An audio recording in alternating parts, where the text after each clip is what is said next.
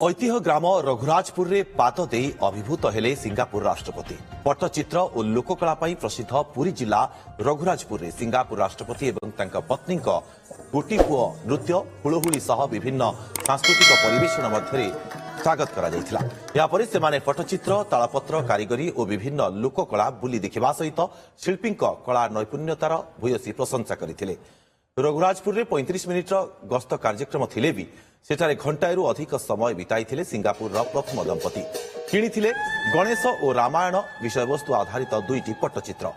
सेठारू फेरिबा बेले कार ओह्लाई जणे युवशिल्पी एक पेंटिंग उपहार भाव ग्रहण करथिले सिंगापुर राष्ट्रपति।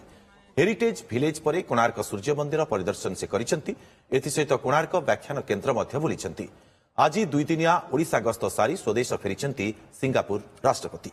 मोर विश्वास भी होउनी जे प्रेसिडेंट सर कार ओलेले एवं मोर पेंटिंग रे मध्य रिसीव कले। कार जो ओलेले मो बहुत दूर को मध्य थिली से मध्य किछि बाट पळैथिले। तांकर जे माने स्टाफ थिले तांको मध्य बहुत बहुत धन्यवाद देबा चाहिबी।